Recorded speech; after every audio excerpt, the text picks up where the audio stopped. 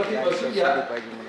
आता आपण ज्यांना भेटलो ते संदीप गुंड सर हे व्यवसायाने प्राथमिक शिक्षक.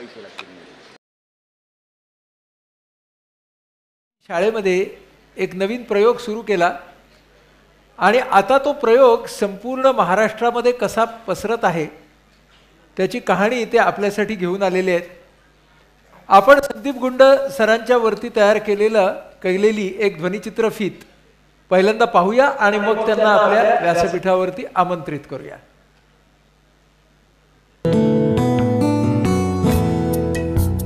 त्याला शिक्षक म्हणून रुजू व्हायचं होतं. नकाशावर ते दुर्गम ठिकाण दाखवलं गेलं. तो तिथे निघाला, पण वाट चुकली. माघारी फिरून नेमक्या ठिकाणाच्या फाट्यावरून 2-1 किलोमीटर आत असलेल्या पाड्याकडे तो निघाला खरा, पण त्यानं दुसरी शाळा मागितली. त्याला नकार मिळाला. तो पुन्हा पाड्याकडे चालला, पष्टे पाड्याकडे. ज्या मार्गाला तो जाऊ इच्छित नव्हता त्या पाड्याच्या मार्गानंच त्याने डिजिटल स्कूलचा मार्ग देशाला दाखवला. पाटी फळाविरहित शाळेचा हा दुर्लक्षित दुर्गम पाडा, शिवाळलेल्या भिंती, गळके छप्पर आणि विद्यार्थ्यांची अनुपस्थिती हे शाळेचं वास्तव.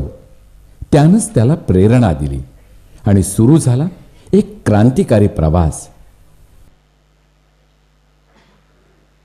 आपण वेधच्या या व्यासपीठावरती आमंत्रित करूया संदीप गुंड सरांना.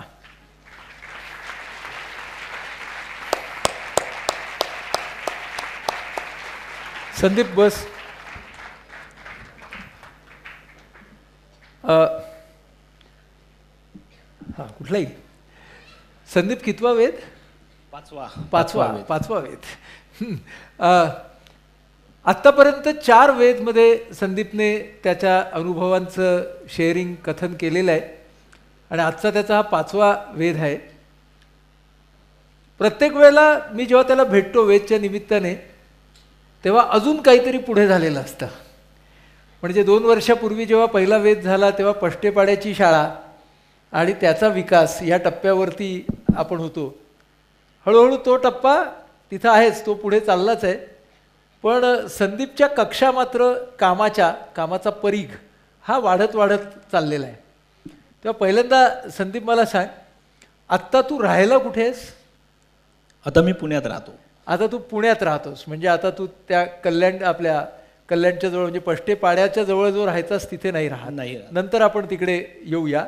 आणि सध्या तुझी शाळा म्हणजे महाराष्ट्र आहे का? हो, माझी शाळा महाराष्ट्र आणि त्याच्या पलीकडे आपला भारत संपूर्ण भारत शाळा झाली तुझी. आता थोडं हा. तर आता सध्याला तू काय काम करतोयस ते जरा आम्हाला सांगशील?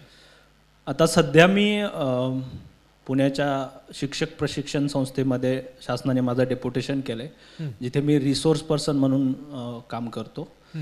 एक IT कोऑर्डिनेटर म्हणून मी काम करतो. संस्था जरी पुण्यासाठी असली तरी परंतु काम मी संपूर्ण राज्यासाठी आणि देशासाठी करतो. काय काम करतोस? काम जे सुरू केलं होतं पष्टेपाड्यामधले जे आपले डिजिटलायझेशनचा जो प्रयोग होता तो प्रयोग राज्यभर इतरत्र त्याचे अंमलबजावणी करण्यासाठी सगळ्या शिक्षकांना प्रेरित करतो, त्यांना कोऑर्डिनेट करतो, त्यांच्यासाठी प्रशिक्षण घेतो. किती प्रशिक्षण घेतलीस आता गेल्या वर्षभरात 2 वर्षात? आत्ता तसा जवळपास 200चा आकडा माझा कंप्लीट व्हायला आलाय. 200 कार्यशाळा महाराष्ट्रातल्या शिक्षकांसाठी घेतल्यात? अगदी. आणि ह्या 200 कार्यशाळांमध्ये जवळपास मी 80 ते 90 हजार शिक्षकांना फेस टू फेस प्रशिक्षण दिले. 80 ते 90 हजार शिक्षकांना फेस टू फेस प्रशिक्षण दिले? अगदी. म्हणजे त्याच्यामध्ये प्रत्यक्ष स्वरूपात काही प्रॅक्टिकल वर्कशॉप, त्याच्यामध्ये काही 3 टप्पे आम्ही पाडलेत प्रामुख्याने. महाराष्ट्रात आता मी दुसऱ्यांदा पुन्हा फिरतोय. संपूर्ण महाराष्ट्र माझा आधी जाऊन झालंय, अगदी डिस्ट्रिक्ट वाईज, तालुक्या वाईज. त्याच्यामध्ये 3 टप्पे पडलेत. आधी एक मोटिवेशनल सेशन मी राज्यभर घेतले की वाय टेक्नॉलॉजी किंवा डिजिटल शाळाच का. काय सांगतोस रे तू शिक्षकांना, डिजिटल शाळाच का? याच्यामध्ये खरं तर शिक्षकांमध्ये तंत्रज्ञानाबाबत आता नवीन जी पिढी सोडली तर बऱ्याचशा शिक्षकांमध्ये त्याच्यामध्ये न्यूनगंड आहे.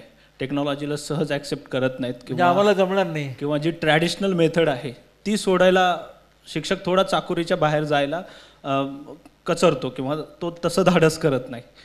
तर मी जे सांगतो ते कुठे काही पुस्तकातलं वाचून सांगत नाही. पष्टेपाडा शाळेवर असताना एक शिक्षक म्हणून मी स्वतः जे तंत्रज्ञानाच्या बाबतीत जे अनुभवलं आहे की डिजिटल शाळा म्हणजे काय, नेमकं त्याचं कोडिफाय व्याख्या काय असू शकते, ती ग्रामस्थांच्या मदतीने कशी मिळवायची, पब्लिक फंडमधून कशी तयार करायची, कोणकोणत्या साधनांचा वापर त्याच्यामध्ये केला पाहिजे, इंटरॅक्टिव्ह पद्धतीने कसा केला जाऊ शकतो, अध्ययन अध्यापनात तंत्रज्ञान कसं त्याचा वापर प्रभावी असू शकतो, मूल्यमापनात कसा त्याचा वापर प्रभावी असू हे शकतो, सगळं तू सांगतोस, व्यवस्थापनात कसा असू शकतो, ह्या सगळ्या गोष्टी त्यांना प्रेरित करतो मोटिवेशनमध्ये. नंतर त्यांना युजर बनवतो, ते वापरायला प्रवृत्त करतो. आणि तिसऱ्या टप्प्यामध्ये ते एकदा वापरकर्ते झाले की त्यांना ॲडव्हान्स प्रकारचे प्रशिक्षण द्यायला आता मी सुरुवात केली आहे. महाराष्ट्रात आता एकूण परिस्थिती अशी झाली आहे की 89% शाळा डिजिटलाइज झाल्यात. जवळजवळ 58,000 शाळा या पष्टेपाड्याच्या पॅटर्नमधून प्रेरणेमधून डिजिटलाइज झाल्यात. 58,000. आणि त्यातून ज्या 58,000 शाळांमध्ये जे डिजिटलायझेशन झालंय ते अगदी पष्टेपाड्यासारखंच लोकसहभागातून झालंय. जसं आम्ही केलं होतं त्याच प्रकारचा प्रवास अनेक शाळांचा आहे. आणि त्यातून जवळपास 374 कोटी रुपयाचा लोकसहभाग शिक्षकांनी जमा केला. 374 कोटी रुपयाचा लोकसहभाग शिक्षकांनी गोळा केला. येस. वा. मला एक प्रश्न असा पडतो की सर्वसाधारणपणे सरकारी पातळीवरती जिल्हा परिषदेच्या शाळांमध्ये जे शिक्षक काम करतात त्यांची प्रेरणा ही कमी जास्त स्वरूपाची असते, जशी सर्वच शिक्षकांची असते. त्यांना प्रेरित करायला काही खास एनर्जी लावायला लागली का? जरा चेक करून बघ. हॅलो. चेक. आपला विषय असा चालला होता की या सगळ्या शिक्षकांना प्रेरित करण्यासाठी खास अशी ऊर्जा तुला लावायला लागते का? त्याच्यामध्ये गोष्ट अशी आहे की आदरणीय सचिव जे आहेत आता राज्याचे जे शिक्षण सचिव आहेत नंदकुमार सर, त्यांचा एक थॉट आहे की शिक्षक काम करतात, फक्त त्यांना प्रेरणा द्या, प्रेरणेनेच अधिक काम होऊ शकतं. आणि त्यांनी एक अतिशय उत्तम काम केलं की जे ग्राउंडवर इनोव्हेटिव्ह काम करतात त्यांना वरच्या पातळीवर एक चांगला प्लॅटफॉर्म क्रिएट करून दिला आहे, जसा मलाही दिला. मग शिक्षकांना प्रेरित करण्यासाठी कुठलं पुस्तकातून वाचून सांगितलं तर लोकांना ते तेवढं पटत नाही. प्रॅक्टिकली ज्या झालेल्या गोष्टी आहेत, ज्या अतिशय म्हणजे पष्टेपाड्यासारखं गाव जिथे कुठलीही बेसिक सुविधा नाही, अशा गावामध्ये जर अति उच्च दर्जाचं तंत्रज्ञान वापरून एक इंटरॅक्टिव्ह पद्धतीने जर असं मुलांना शिक्षण देता येऊ लागलं, हे आम्ही पॉसिबल करून दाखवलं. आणि हे जर त्या गावात शक्य आहे ज्या गावामध्ये इलेक्ट्रिसिटी नाही, जिथे बस जात नाही, कुठलीही बेसिक सुविधा नाही, तर राज्यातल्या सगळ्या अधिकाऱ्यांनी आणि शिक्षकांनी असं कन्क्लुजन काढलं की जर हे पष्टेपाड्याला होऊ शकतं तर हे आपल्याकडे सहज होऊ शकतं. बरं, आता तू मला सांग की हा जो पष्टेपाडा आहे हा जेव्हा तुझ्या जीवनात आला तेव्हा तुला ठाऊक नव्हतं की हे सगळं पुढे होणार आहे? अगदी. तो कसा काय आला? पष्टेपाडा जेव्हा मी शिक्षक म्हणून नोकरीला लागलो, 2009 सालची गोष्ट आहे.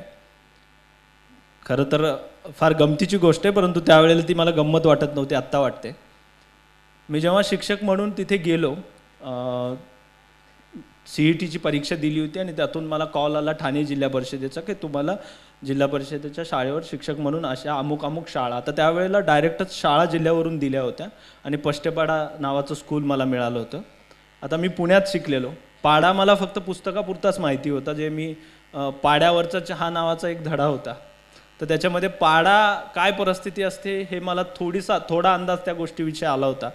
परंतु मी जेव्हा प्रॅक्टिकली बघायला गेलो, ठाण्यावरून शहापूर गेलो, शहापूर तालुका आहे ठाण्यामधला, आणि शहापूरमधून मला जेव्हा तिथल्या अधिकाऱ्यांनी मॅपवर दाखवलं की तुला इथे जायचं आहे, तर ते पाहून मी बसस्थानकावर गेलो. बसस्थानकावर मी सहज एक ग्रहस्थ उभे होते आणि त्यांना विचारलं की हे पष्टेपाडा कुठे आलं, तर त्यांनी मला गमतीने सांगितले तो पोपट उभा आहे ना त्याच्यात बसा, तो पष्टेपाड्याला जातो. पोपट म्हणजे हिरव्या रंगाची बस आहे गव्हर्नमेंटची, त्याला ते लोक पोपट असं म्हणतात. बर. तर मी त्या पोपटमध्ये बसलो, पण तो पोपट भलतीकडेच उडाला. बर. त्याने मला ज्या पष्टेपाड्याला नेलं होतं तिथे मी गेल्यानंतर मला असं कळलं की हा तो पष्टेपाडा नाही, तुम्हाला दुसऱ्या पष्टेपाड्याला जायचं. म्हणजे पष्टेपाडा पण एका नावाची 2-3 गावं होती. 3 पष्टेपाडा शहापूर तालुक्यामध्ये आहेत जिथे पष्टे आडनावाची लोक राहतात. मग मी तो पष्टेपाडा शोधतोय जिथे मला अपॉइंटमेंट मिळाली. तोपर्यंत मला संध्याकाळचे 5 वाजले होते. मी खूप साऱ्या गाड्या बदलल्या आणि मग सगळ्या एकदा जीप, नंतर मग 6 सीटर, ते संपल्यानंतर 6 सीटरवाल्याने सांगितलं की आता ह्या फाट्यावरून पायी जायचं 2 किलोमीटर आणि मग तुम्हाला ते गाव भेटेल. मी त्या फाट्यावरूनच माघारी गेलो कारण माझे सगळे पेशंट संपले होते दिवसभरातले. आणि शिक्षक म्हणून नोकरीला लागताना एक स्वप्न उराशी होतं की एक चांगली शाळा आपल्याला मिळेल आणि खूप चांगलं काम करायचं. म्हणजे सुरुवातीला असा एक ग्रह होता की चांगलं काम करायला चांगली परिस्थिती लागते किंवा चांगली शाळा लागणार आहे आपल्याला, आणि ती ज्याची त्याची व्याख्या वेगळी असते चांगल्या शाळेची. आणि मी त्या शोधात होतो. मग तिथूनच मी अधिकाऱ्यांकडे गेलो ज्यांची सही माझ्या ऑर्डर होती. मुख्य कार्यकारी अधिकारी, जिल्ह्याचे सगळ्यात मोठे अधिकारी असतात. आमचा पदवीधर शिक्षक सुद्धा 10 वेळा विचार करतो त्यांच्या केबिनमध्ये जायला, परंतु मी थेट आतमध्ये जाऊन त्यांना रिक्वेस्ट करत होतो की हे मला बदलून द्या, कारण इथे हे खूप दुर्गम आहे, मी तिथे राहू शकत नाही, तिथे जाऊ शकत नाही, तिथे चांगलं काम होऊ शकत नाही शाळा न बघता. पण अगदी सुनीलच्या भाषेत सांगायचं तर सुदैवाने त्यांनी मला तिथून हकललं आणि शाळा बदलून मिळाली नाही. आणि मग काहीच होत नाही म्हणून मी तिथे गेलो आणि हजर झालो. म्हणजे मी तिथे ती ऑर्डर स्वीकारली आणि मी तिथे काम करायला तयार झालो. बरं, पण मग आता काम करायला तयार झाला बऱ्यापैकी नाखुशीने. आणि मग परिस्थिती कशी होती? परिस्थिती शाळेशी मुलं डिस्कनेक्ट होती. शाळेशी मुलं डिस्कनेक्ट होती, पॅरेंट्स डिस्कनेक्ट होते. ओके. आणि शिक्षकही डिस्कनेक्ट होते. शिक्षक मी एकटाच. माझ्या आधीचे जे गुरुजी होते, म्हणजे परिस्थिती बघा किती गमतीदार आहे. माझ्या आधीचे जे शिक्षक होते ते प्रयत्नात होते की इथे कोणीतरी मला सोडायला आलं पाहिजे. म्हणजे ते एक प्रकारचं तुरुंग आहे की मी तिथे आलो आणि 15 दिवसामध्ये त्यांनी मला प्रमोशन दिलं. म्हणजे मी शाळेचा मुख्याध्यापक, ते बदली करून त्यांच्या गावाला गेले. बरं. अरे पण तू एकाच शिक्षकाच्या शाळेत होतास ना, म्हणजे मुख्याध्यापक तूच? मीच मुख्याध्यापक, मीच शिक्षक, मीच पिऊन, सगळ्या गोष्टी माझ्याकडेच. आणि जबाबदारी, व्यवस्थापन, सगळ्या गोष्टी. आणि नकारात्मक अवस्था होती त्यावेळेला माझी. मी ते स्वीकारायला तयार नसताना ह्या गोष्टी मला बोनस म्हणून मिळत होत्या सगळ्या. बरोबर. प्रमोशन मिळालं, सगळ्या गोष्टी झाल्या. आणि मग मात्र काहीतरी मुलांसाठी करायचं ह्याच्यासाठी खूप नकारात्मकता असतानाही मला माझे जे वरिष्ठ अधिकारी होते, जे सगळ्यात शेवटचे ग्राउंडवरचे अधिकारी जे असतात ते क्लस्टर हेड, केंद्रप्रमुख, त्यांनी खूप चांगलं मोटिवेट केलं. मी सारखं चांगली शाळा रडायचो आणि त्यांनी खूप चांगल्या गोष्टी सांगितल्या की हीच तुझ्यासाठी चांगली शाळा कशी आहे. कारण त्यांनी दाखवलेल्या ज्या शाळा होत्या ठाणे जिल्ह्यात, तिथं शिक्षक पोहून जात होते. पोहून? मला किमान यायला वाट होती, रस्ता होता, त्याच्यामुळे मला वाटलं की मला चांगली शाळा मिळाली. ऍटलिस्ट आपण अशी करतो की ऍटलिस्ट दुसऱ्यापेक्षा आपली परिस्थिती चांगली असली की. मगाशी आता गायत्री म्हणाली तसं की ते तरी बरं झालं. हा, की तरी बरं आपल्याला पोहून जायला नाही लागत आहे, आपल्याला चालून किमान जमिनीचा रस्ता होता मला यायला. मग मी ते स्वीकारलं आणि मग विचार करायला लागलो की मुलांना आणि पॅरेंट्सला शाळेशी कसं कनेक्ट करता येईल.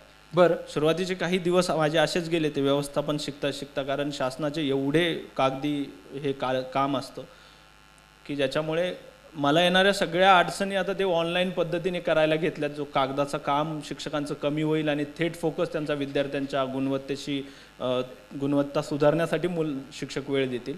हे सगळ्या अडचणी हळूहळू मी करत गेलो. त्याच्यानंतर शिक्षक आले तिथे आणि शिक्षक आल्यानंतर मला पूर्ण वेळ मुलांसाठी मिळायला लागला. आणि मग आम्ही मुलांना शाळेत आणण्यासाठी वेगवेगळे प्रयत्न करू लागलो. कारण मुलं शाळेत येतच नव्हती. येत होती पण उगीच नियम आहे म्हणून, भात मिळतो म्हणून बरेचसे ड्रॉपआउट्स होते. म्हणजे जे काही त्यावेळेला 30-35चा जो पट होता त्याच्यापैकी काहीच मुलं माझी शाळेत यायची आणि बरीचशी मुलं जंगलात, त्यांना जे आवडतं त्या गोष्टी करत बसायची. कसं खेचलंस तू? कुठला लोहचुंबक तुला मिळाला या मुलांना खेचायला शाळेत? गोष्टी खूप केल्या पण त्यातलं एक वर्कआउट झालं. त्यात मी असं ऑब्झर्व केलं की स्क्रीन हे मुलांचं खूप चांगलं कुतूहल आहे. स्क्रीन? हां.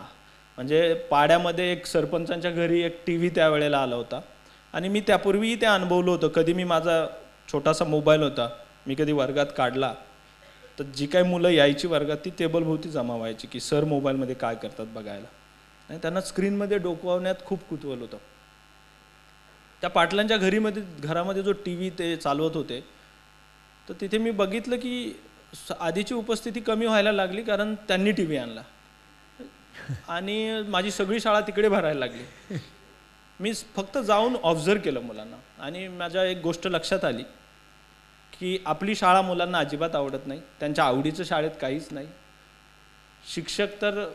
शिक्षकांचं जर इंटरॅक्शनच होत नाही, मुलंच येत नाही, तर माझी आणि त्यांची मैत्री पण त्यावेळेला चांगली नव्हती. मग काही ऑब्झर्वेशन अशी लक्षात आली की मुलं, मी जाऊन फक्त डोकावलं, एक मुलाने असं तोंड उघडलं होतं. बराच वेळ झालाय त्याच्या लक्षातच नाही माझं तोंड उघड आहे. आणि मी याच्यावरून काही कन्क्लुजन काढली की मुलांचा अटेन्शन स्पॅन जो आहे, की मुलांचं अवधान ध्यान, बऱ्याचदा शिक्षक वर्गामध्ये शिकवत असताना सगळे इथे विद्यार्थी आहेत, त्यांना माहिती की सर 2-2 मिनिटाला सारखे इन्स्ट्रक्शन देत असतात की अटेन्शन हिअर, इकडे लक्ष द्या, माझ्याकडे लक्ष द्या, मी काय सांगतोय ऐका, लक्षपूर्वक ऐका, ध्यान द्या. हे ध्यान, अटेन्शन, लक्ष जे आहे ते थेट गुणवत्तेशी त्याचा संबंध आहे. जर ते ध्यान देऊन तुम्हाला ऐकतायत, लक्ष ठेवून जर ऐकतायत. एक मागे एका संस्थेचा सर्वे झाला आणि त्यातून एक भयानक आकडेवारी अशी बाहेर आली की सरकारी शाळांमध्ये खूप सारी मुलं फक्त फिजिकल शाळेत येतात, म्हणजे शरीराने येतात, मनाने, भावनेने, बुद्धीने नाहीच. बऱ्याच शिक्षकांना, माझ्या मित्रांना वाटतं की माझं क्लास कंट्रोल इतकं सुंदर आहे की मोठ्या आवाजात मी जर बोललो इकडे बघा रे, तर सगळे त्यांना घोरत असतात, बघत असतात, घोरत असतात, पण त्यांचं विचार तिसरीकडे असतो, ते फक्त बघतच असतात त्यांच्याकडे. त्यातून ते शिक्षक त्यांच्या गळी काही उतरू शकत नाही. ह्याचा थेट संबंध आहे. परंतु मी त्या घरामध्ये एक वेगळं चित्र पाहिलं की मी माझी आणि शाळा आणि ते घर जिथे मुलं टी व्ही पाहायला बसल्यात कम्पेअर केलं. मला मुलांना पकडून आणायला लागतं, इथं मुलं सोयीच्छेने बसलीत. मला मुलांना सारख्या सूचना द्यायला लागतात, माझ्याकडे बघा, मी काय सांगतो ऐका, इकडे कोणीच सांगत नाही डब्याकडे बघा. डब्याकडे बघा. तरी सुद्धा एवढे इन्व्हॉल्व्ह झालेत, तरी सुद्धा म्हणजे त्याने तोंड उघडलं. मी सांगितलं दुपारी 2 नाही वाजले, मुलांना बाहेर पडायची इच्छा असते वर्गातून, तर इकडे मात्र 4 वाजले, 5 वाजले, त्यांना जेवायची पण आठवण होत नाही. चॅनल बदलून पाहिले, इंग्रजी लावला, कन्नड लावला, तरी त्यांना चित्राशी मतलब, लँग्वेजची काही नाही. मग ठरलं की स्क्रीन हे शिक्षणाचं एक उत्तम माध्यम होऊ शकतं आणि त्याच्यावर आपण प्रयोग करायचे. बरं, मग पहिला प्रयोग काय केला? पहिला प्रयोग, एक छोटा संगणक, मी ठाण्यातल्या एका दुर्गशाखा नावाची संस्था आहे, माझा केंद्रप्रमुख, माझे सहकारी शिक्षक, आम्ही तिघांनी मिळून याच्यावर कार्यवाही सुरू केली आणि ते घेऊन आलो. परंतु शाळेत विद्युत नाही.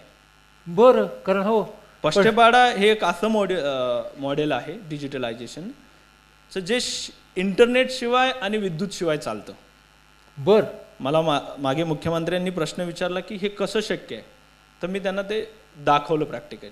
आम्ही एक त्यावेळेचा संगणक सुद्धा मी सोलर एनर्जीवर चालू केला.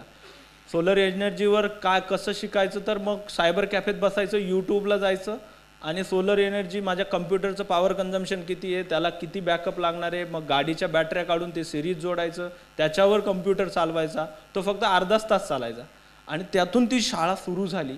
मी मुलांना खूप साऱ्या इंटरेस्टिंग गोष्टी दाखवायला सुरुवात केली, इंटरॅक्टिव्ह PPT बनवायला सुरुवात केली. ह्या सगळ्या गोष्टी मी हळूहळू शिकत होतो. आणि मग तू सोलर स्मार्ट स्कूलही केलंस ना हळूहळू? मग हेच सोलर स्मार्ट स्कूलमध्ये हीच गोष्ट परावर्तित केली. आता फक्त एक कम्प्युटरच्या जागी प्रोजेक्टर आला, जो आम्ही सोलर एनर्जीवर चालवायचो, त्याला एक टॅब जोडायचो आणि हे पोर्टेबल किट एका बॅगमध्ये बसवायचो.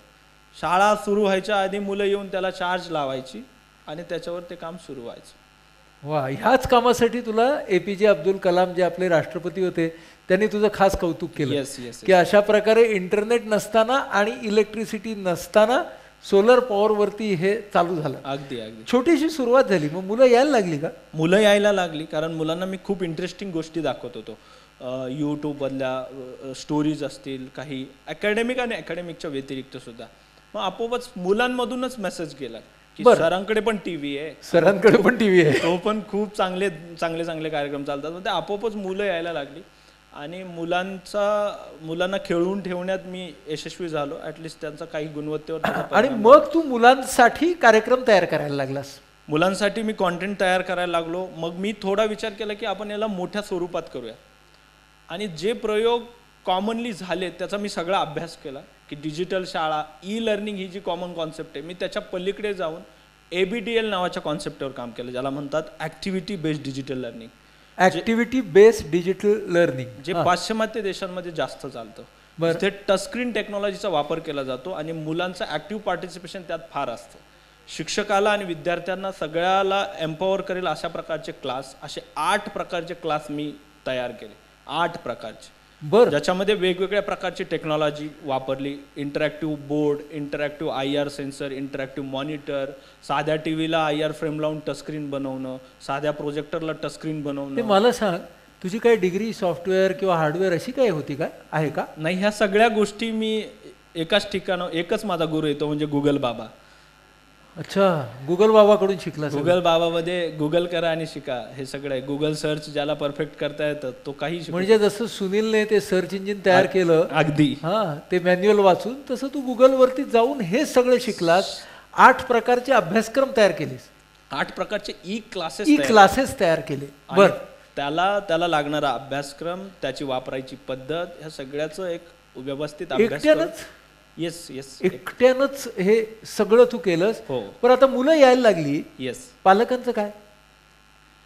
पालकांना कनेक्ट करण्यासाठी आम्ही खूप वेगवेगळे प्रयत्न केले. सुरुवातीला 2-3 गोष्टी की आपोआपच आमच्या परफॉर्मन्सवर पालकांना लक्षात आलं की आधी एक जे शिक्षक होते तिथे, ते 24 वर्ष त्यांनी काम केलं तिथे, म्हणजे त्यांच्यात आणि आमच्यातला बदल त्यांच्या लक्षात यायला लागला. दुसरं की मुलांकडनं मेसेज जायचा शाळेतला घरी की आता जरा मस्त आहे शाळा. तिसरं की आम्ही पालकांना कनेक्ट करण्यासाठी हळदी कुंकू समारंभ, महिला कधी शाळेची पायरी चढली नाही, त्याच्यानंतर पष्टेपाडा फेस्टिवल, अशा काही सोशल ॲक्टिव्हिटी घेतल्या जे एखाद्या सणासारखे, उत्सवासारखे लोकांना वाटायचे. बरं, हळदी कुंकू पण गेलं? हा, अगदी. आम्ही दोघंही जेंट्स होतो पण हळदी कुंकू करायचो.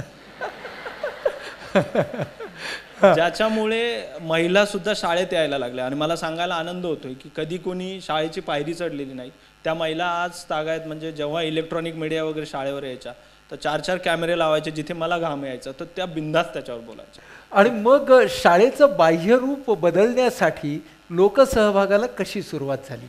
लोकसहभागाला एक सुंदर संकल्पना आहे की 0 रुपयामध्ये शाळेचं चित्र कसं बदलायचं. याच्यासाठी मी स्थानिक बलस्थानकांचा खूप चांगला वापर केला. जीला जेव्हा डॉक्टर निरगुडकरांनी मला प्रश्न विचारला हार्ट टू हार्टमध्ये की 0 रुपया तुम्ही लोकांकडनं शाळा बदलून घेतली आणि 0 रुपयामध्ये ती कशी, तर असंच की स्थानिक बलस्थानकांना त्याच्यामध्ये इन्व्हॉल्व केलं. म्हणजे काय स्थानिक बलस्थानक? म्हणजे गावातल्या लोकांकडे जे जे स्किल आहेत ते शाळा विकासात लावले, ते शाळेच्या विकासाला लावले. म्हणजे मला रंगकाम करायचे, कधी मी बाहेरून पेंटरला आणलं नाही आणि त्याच्याकडनं हे केलं नाही. माझे गावातले सगळे लोक कुठेतरी मुंबईत रोजगारासाठी जातात, तर त्यांच्याकडे कोणी पेंटर म्हणून जातं, कोणी केटर्स म्हणून जातं, कोणी गवंड्याचं काम करतं, आणि या सगळ्यांची मदत मला शाळा विकासात लागणार होती. बरं, प्रत्येकाने 1 दिवस शाळेचा असं ठरवलं आणि शाळेला 1 दिवस द्यायचा, त्याने त्याचं स्किल शाळेसाठी वापरायचं. आणि जे काही इन्फ्रास्ट्रक्चर खराब होतं, जे तुम्ही फुटेजमध्ये बघितलं बिफोरची शाळा, ते सगळं अगदी आम्ही 1 ते 1.5 महिन्यामध्ये त्या शाळेचं चित्र बदलवून टाकलं. बरं, आणि हे लोकांनी बदललं? हे लोकांनी बदललं. बरं, आता त्यावेळेला विरोध झाला का रे लोकांच्याकडून?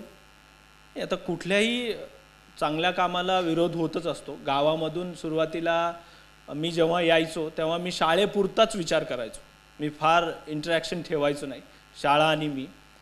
परंतु नंतर माझ्या लक्षात आलं की लोकांच्या मदतीशिवाय आपण काही करू शकणार नाही. आपल्याला ही संकल्पना पुढे न्यायची आहे तर फक्त पब्लिक कॉन्ट्रीब्युशन हाच एकमेव पर्याय आहे.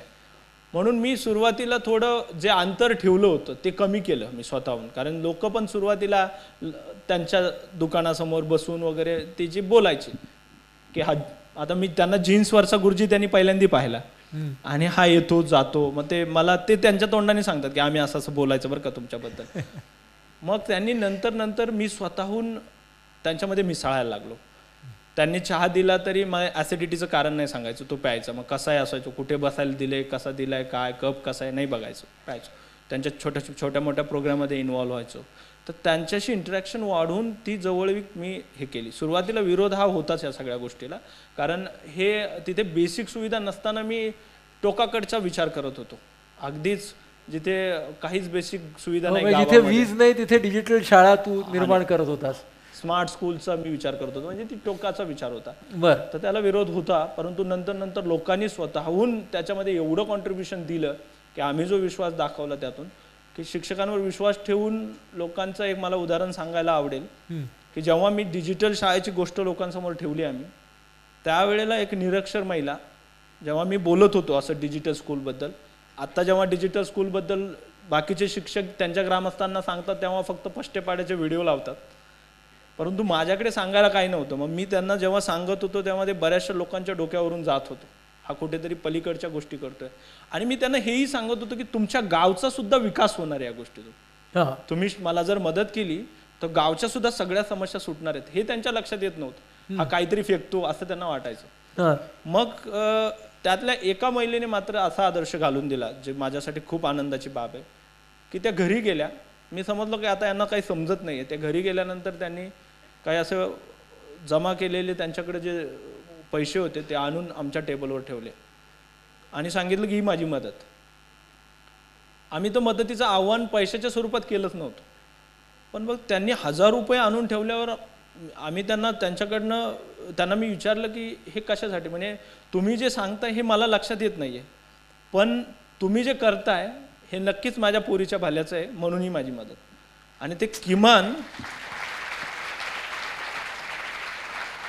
किमान ते 1000 रुपये जमवायला तिला बराचसा वेळ त्यांना लागला असेल. त्याच्यानंतर मग गावचे जे सरपंच होते, त्याच्यानंतर गावचे सगळ्या मंडळीने असा निर्णय घेतला की आपण गुरुजींना 1,000 रुपयाची मदत करू सरांना.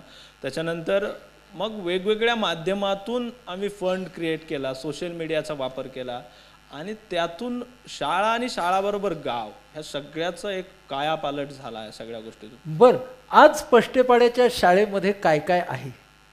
पष्टेपाड्याच्या शाळेमध्ये आज अतिशय उच्च दर्जाचं टेक्निक आम्ही तिथे वापरलंय. खूप चर्चा असते की दप्तराचं ओझं मुलांना पेलवत नाही किंवा दप्तर बॅगलेस स्कूल असायला पाहिजे. तर तो प्रयोग मी 2011 साली केला की सगळ्या मुलांना मी टॅबलेट्स दिलेत. त्याचं संपूर्ण दप्तर टॅबलेटमध्ये टाकलं आहे. संपूर्ण पेपरलेस सिस्टम, खडूफळा शिक्षक वापरत नाही. इंटरॅक्टिव्ह बोर्ड ज्याच्यामध्ये शिक्षक स्वतः एवढा एम्पॉवर आहे की जगाशी कनेक्टेड आहे. त्याला जे दाखवायचं तो फक्त फाळ्यावर लिहितो, त्याला सर्कल करतो, लगेचच त्याच्याशी रिलेटेड इमेजेस व्हिडिओज तिथे त्याला मिळतात बघायला. मला वॉटरसायकल शिकवायचं, मी वॉटरसायकल लिहिलं, मी फक्त त्याला ड्रॅग केलं की लगेचच इमेज आणि व्हिडिओज मला तिथे मिळणार आणि ते मी मुलांना दाखवणार. अशा प्रकारची इंटरॅक्टिव्ह पद्धतीने आम्ही मुलांना शिकवतो. इंटरॅक्टिव्ह बोर्ड आम्ही वापरतो, वेगवेगळ्या प्रकारचे इंटरॅक्टिव्ह बोर्ड वापरतो. सगळ्या मुलांकडे टॅबलेट्स आहेत, शिक्षकांकडे मास्टर टॅब असतो. अँड्रॉइड क्लासमध्ये आम्ही शिकवण्याची जी पद्धत आहे त्याच्याबद्दल मी थोडं बोलतो, कारण हे खूप लोकप्रिय होतं आहे. अँड्रॉइड हे ओपन सोर्स आहे, जिथे कॉन्टेंट पण आपल्याला फ्री मिळतो प्ले स्टोअरवरून. तर मास्टर टॅब आणि मुलांचे टॅब मी प्रत्येक गोष्टीतून शिकत गेलो. टॅब दिल्यानंतर मागे मुंबई महानगरपालिकेचा एक व्हिडिओ व्हायरल झाला G24 तासला, की बघा तिथे मुलांना टॅब दिले आणि शिक्षक पुढे शिकवतात आणि मुलं मागच्या बाकावर बसून त्याच्यावर फिल्म बघतात. मग हे मॉनिटर नाही होते असं लक्षात आल्यावर मग आम्ही असं एक सॉफ्टवेअर तयार केलं की ज्याच्यावरून शिक्षक त्यांच्या मास्टर टॅबवरून मुलांचे कोणाचाही टॅब त्यांच्या मॉनिटरवर पाहू शकतात, त्यांच्या मास्टर टॅबवर पाहू शकतात. आणि मग मुलं गाफील राहत नाहीत. तिथून एका शिक्षकांच्या टॅबवरून एक ॲक्टिव्हिटी सायमल्टेनियसली 40 मुलांना ॲट अ टाईम दिली जाते. ॲट अ टाईम जो रिसोर्स शिक्षक इथे एखादं बुक ओपन करतात ते मुलं ओपन करतात. शिक्षकांचा टॅब स्क्रीनला जोडलेला आहे. मागच्या बाकावरचा जर व्यवस्थित काही करत नसेल, त्याने जर चुकीचं काही केलं असेल तर त्याचा टॅब मी इथे, त्याचा स्क्रीन इथे शेअर केल्यावर त्या आपोआपच सगळ्या वर्गाला दिसतो. तो जर काही उद्योग करत असेल तर त्याचा उद्योग सगळ्या वर्गासमोर येतो. आणि तो जर चांगलं काही करत असेल, मी दिलेली ॲक्टिव्हिटी सोडत असेल तर सगळ्या वर्गाचं ॲप्रिशिएशन द्यायला मिळतं. असं एक मॉनिटरिंग सिस्टम. आणि आम्ही आता एक डिजिटल लायब्ररी तयार केली ज्याच्यामध्ये एक लोकल वायफाय आहे. तुम्ही सगळे जर बसमधून कधी प्रवास केला असेल तर आता तिथे किवी नावाचं वायफाय बसवलं एंटरटेनमेंटसाठी. सेम पॅटर्न आम्ही एज्युकेशनमध्ये वापरला. 1 TBचं हार्ड डिस्क असलेलं एक लोकल वायफाय क्रिएट करतो. ते लोकल वायफाय याच्यासाठी की इंटरनेटवर मुलांना कनेक्ट नाही करायचं, कारण इंटरनेटवर केलं तर त्याचा मिसयूज पण होऊ शकतो. आम्हाला जे दाखवायचं आहे, आम्ही जे स्टोरेजवर ठेवू तेच मुलांनी बघायचं, बट त्याच्यात स्वातंत्र्य आहे. 40 मुलं ॲट अ टाईम त्याला ॲक्सेस करतात, पण आम्ही त्याचं 1000 GB डेटा ठेवला आहे. इथे अरविंद गुप्तांचे प्रयोग ठेवलेत, सायन्सचा मूड आहे तू बघ, इकडे ॲनिमेटेड बोधकथा ठेवल्यात, तुला गोष्टी बघायचा मूड आहे तू गोष्टी बघ, इथे खूप सारी पुस्तकं आहेत, साने गुरुजी आहे, सगळं आहे, महाभारतातल्या गोष्टी तू वाच, जसा मूड तसं तुम्ही ॲक्सेस करा. पण शिक्षकांना जे हवं ते त्यांनी त्याच्यात ठेवायचं, बाकीची मुलं त्याला ॲक्सेस करणार. अशा पद्धतीचे एक सुंदर कार्यक्रम अँड्रॉइड क्लास मी डेव्हलप केला आहे. असे 8 प्रकारचे ई क्लासेस 500 रुपयापासून 3 लाख रुपयापर्यंत याला खर्च येतो एका क्लासला. आम्ही याच्यासाठी केला आहे की आता हे जे दाखवत आहेत ते या डिजिटल लायब्ररी विषयी दाखवत आहेत. या लायब्ररीमध्ये ॲक्सेस मुलं करतात. ज्या प्रकारचा लोकसहभाग शिक्षकांचा असतो त्या प्रकारचा सल्ला मी त्यांना देतो. तुमच्याकडे 500 रुपये जमा आहे ना, घाबरू नको, होते डिजिटल शाळा. लाईट नाही तरीही होते, इंटरनेट नाही तरीही होते. म्हणजे समस्या घेऊन खूप लोक रडत बसतात की समस्या आली, लाईटच नाही, डिजिटलायझेशनचा विचारच करू शकत नाही. पण समस्येला आम्ही संशोधनाचा मार्ग बनवला की त्यातून इनोव्हेशन कसं होईल. म्हणजे समस्या सोडवायला गेलो वेगळ्या वाटेने, ते लोकांसाठी संशोधन झालं. बरोबर. पण आज हे सगळं पष्टपाड्याच्या मध्ये होत आहे. एवढे टॅब्स इतक्या प्रमाणात त्याचा म्हणजे टॅबचाही खर्च हा कुठून उभा करतात? आता याच्यामध्ये खास करून मेंटेनन्स फ्री कसं होईल याच्यावर माझा खास करून फोकस असतो. कारण शिक्षकांना अनुदान, कारण याच्यामध्ये कुठेही शासकीय अनुदान मिळत नाही. विद्युत बिलसुद्धा शिक्षक त्यांच्या याच्यातूनच भरतात कॉन्ट्रीब्युशनमधून. मग याच्यामध्ये एकतर साधनं घेताना अतिशय उत्तम दर्जाच्या कंपनीची घेतली जातात. तिथे 4 पैसे अधिक लागले तरी चालते, जिथे त्यांना मेंटेनन्स येणार नाही, फार बिघाड होणार नाही तांत्रिक, अशा प्रकारचे. त्याच्यानंतर दुसरं ऑफलाईन पद्धतीचं लर्निंग रिसोर्सेस वापरता येईल अशा प्रकारची योजना असते. म्हणजे तुम्हाला इंटरनेटचा खर्च अधिक येणार नाही, त्याच्यासाठी फक्त प्रिव्हियस लेसन प्लॅनिंग त्यांना करायला लागतं, अशा प्रकारे. तर ही ई क्लास किंवा डिजिटल क्लासची व्याख्याच आमची अशी की मेंटेनन्स फ्री ते असलं पाहिजे. मेंटेनन्स फ्री असलं पाहिजे. आता तुला आवडलेले महाराष्ट्रातले इतर शाळांमधले काही प्रयोग आहेत का की जे तुला आता बघताना आवडतात की अरे हा, इथे मी जसं केलं ना तसं हे लोक करतायत किंवा त्याच्यापेक्षा छान करतायत? सोलापूरमध्ये एक रणजित नावाचा मित्र आहे माझा, रणजित देसले. तर त्याने एक फिजिकल ॲक्सेस देण्यात, म्हणजे ज्याला आपण व्हिडिओ कॉलिंग म्हणूयात, VC, याच्यावर खूप चांगलं काम केलं. म्हणजे मला ते इंटरनेट नसल्यामुळे मला ते जे पॉसिबल झालं नाही ते त्यांनी अतिशय उत्तमरित्या करून दाखवलं आणि खूप साऱ्या शिक्षकांना त्यांनी जोडलं आहे. आता मायक्रोसॉफ्टचा स्काईप इन द क्लास तो एक प्लॅटफॉर्म आहे, तो वापरतो, ज्याच्यामध्ये वेगवेगळ्या देशातल्या शिक्षकांशी तुम्ही कनेक्ट होऊन त्यांची वेळ घेऊन त्या मुलांना फिजिकल ॲक्सेस देऊ शकता इंटरनेट VC थ्रू, जसं आपण व्हिडिओ कॉलिंग करतो. अशा अनेक देशांची ट्रिप त्याने मुलांना करून आणली. इतर शिक्षकही त्याच्याशी जोडले जात आहेत. आता अतिशय उत्तम प्रयोग येतो. म्हणजे अशा तऱ्हेचे प्रयोग आता आपल्या महाराष्ट्रात सुरू आहेत. अगदी.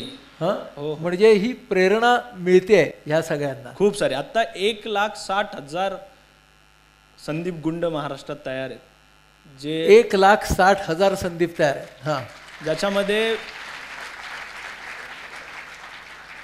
सुरुवातीला हे सगळं काम पाहून आदरणीय सचिव साहेबांनी एक सभा घेतली, 200 शिक्षकांना बोलवलं आणि एक प्लॅटफॉर्म क्रिएट केला, एक टेक सेव्ही टीचर्स म्हणून. आणि शिक्षकांना आवाहन केलं की तुम्ही तंत्रज्ञानाच्या मदतीने शिकू इच्छिता किंवा काही प्रयोग करू इच्छिता तर तुम्ही याच्यात रजिस्टर करा. तर 1,60,000 शिक्षकांनी स्वयंस्फूर्तीने रजिस्टर केलं आहे की आम्हाला या मिशनमध्ये यायचं आहे. Tech savvy teachers. वा. ह्या सगळ्यामध्ये आता हे 200 वर्कशॉप्स, 80,000 शिक्षकांपर्यंत डायरेक्टली जाणं, संशोधन करणं, या सगळ्यामध्ये तुझी दमछाक होऊ नये याच्यासाठी तू काय करतोस? योगा. आता आतमध्ये बसलो होतो तेच चाललं होतं माझं. याच्यामध्ये प्राणायाम करतो मी बेसिकली. मला कारण ट्रॅव्हलिंग खूप असतं. काल परवा मी दमणवरून आलो आणि इकडे आलो. तर योगा हे उत्तम माध्यम आहे की याच्यामध्ये फार जरी कितीही आपण काम केलं तरी मला दमल्यासारखं वाटत नाही आहे प्राणायामामुळे. महाराष्ट्राच्या बाहेरही तू आता जातोस? हो. आता हे मिशन ऑलरेडी महाराष्ट्राच्या सीमा क्रॉस करून गेलं. कुठल्या कुठल्या राज्यांमध्ये सुरू आहे आता? आता जवळपास 7 राज्यांमध्ये ती सुरू आहे, ज्याच्यामध्ये खास करून मी गुजरातचं उदाहरण देईन की गुजरात गव्हर्नमेंटचे कॅबिनेटचे 4 मंत्री पष्टेपाड्याच्या शाळेवर आले होते. जेव्हा शिक्षण मंत्री, त्याच्यानंतर महिला बालविकास मंत्री, असे सगळे मंत्री येऊन त्यांनी ते पाहिलं आणि तिकडे नेऊन ते रिप्लिकेट केलं. आज 1000 शाळांमध्ये हे पष्टेपाड्याचं IR सेन्सरचं जे माझं ई क्लासचं मॉड्यूल आहे ते तिथे सुरू आहे आणि 1000 शाळांमध्ये आत्ताच PM साहेबांनी त्याचं उद्घाटन केलं, ज्याचं मी नुकतंच ट्रेनिंग घेऊन आलो. त्याच्यानंतर आत्ता परवा माझी दीव दमनच्या UT जी आहे, केंद्रशासित प्रदेश, त्यांच्या राज्यपाल जे प्रशासक असतात तिथे प्रफुल्ल पटेल त्यांच्यासोबत मीटिंग होती की ते पण आता 100% करू इच्छितात.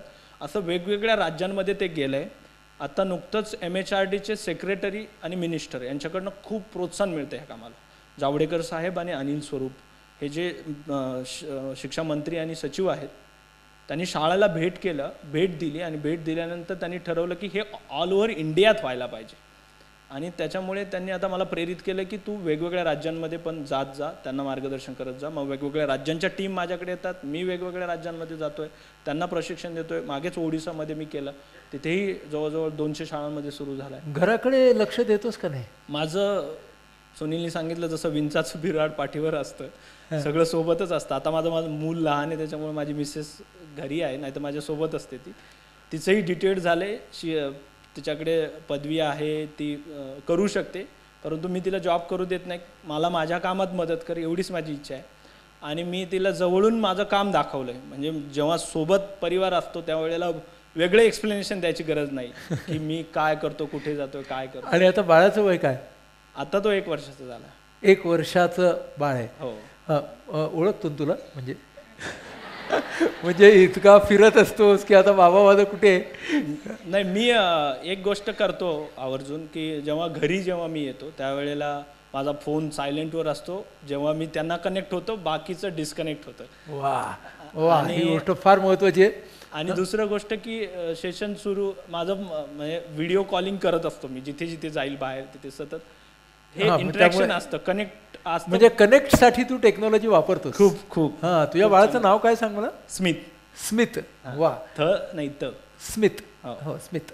हां, म्हणजे एखादी तरी असतो तो सारखा. एखादी तरी स्मितरेषा, तर तसं त्याच्यातली रेषा. म्हणजे तू टेक्नॉलॉजी वापरतोस कनेक्टेड राहण्यासाठी कुटुंबाच्या बरोबर सुद्धा. डिजिटल क्लासरूममधून बाहेर पडून तू आता अजून एका वेगळ्या टप्प्यावरती गेलेला आहेस, ज्याला तू म्हणतोयस डिजिटल व्हिलेज. ती काय कल्पना आहे? आता नव्यानेच हे काम आम्ही सुरू केलं आहे. आता एकंदरीत डिजिटल स्कूल ही संकल्पना 100%ला होती आहे आता. त्याच्यानंतर आम्ही आता डिजिटल विलेजवर एक विचार, सेक्रेटरी सरांनी मला फक्त एक विचार मांडला माझ्यासमोर. ऑलरेडी मी ते पष्टेपाड्यात केलं होतं की आम्ही काय केलं की टॅबलेट मुलांच्या घरी देऊन पालकांच्या नियंत्रणाखाली घरीसुद्धा त्या टॅबलेटचा अभ्यासासाठी वापर कसा करता येईल याच्यावर खूप चांगला प्रयोग केला होता. ते टॅब त्यांच्या टीव्हीला कनेक्ट करण्याचा प्रयोग केला होता. टॅब टीव्हीला कनेक्ट करायचा? हां. त्याचं मुख्यमंत्र्यांनी कौतुक केलं, त्याच्यानंतर सचिव साहेबांनी कौतुक केलं आणि सांगितलं की हे गावागावात व्हायला पाहिजे. कारण आत्ता परिस्थिती अशी आहे की जेव्हा आपण अतिशय कामावरून घरी जातो, बघतो की छोटी मुलं असतात, ते पळत पळत येतं पप्पा करत, अगदी पप्पाच्या कडेवर उडी मारतं, पप्पा त्याला उचलून घेतात. पप्पांना वाटतं याचं किती प्रेम आहे माझ्यावर, पण तो हळूच खिशातला मोबाईल काढतो आणि कोपऱ्याला जाऊन बसतो आणि त्याचे उद्योग सुरू होतात. म्हणजे आज ही सगळ्यांच्या घरातली गोष्ट आहे. म्हणजे पॅरेंट्स कबूल करतील की त्यांच्यापेक्षा त्यांची मुलं अतिशय हुशारीने स्मार्टफोन हाताळतात. अगदी बरोबर. सगळं गाईडलाईन मुलांचंच पॅरेंट्सला असतं की हे कसं हाताळायचं. आज घराघरामध्ये स्मार्टफोन आहेत, घराघरामध्ये TV आहेत. पॅरेंट्सच्या तक्रारी वाढत आहेत की पोरं अभ्यास करत नाही, मोबाईलवर गेम खेळतात, टीव्हीवर गेम खेळतात, टीव्हीवर एंटरटेनमेंट बघत असतात.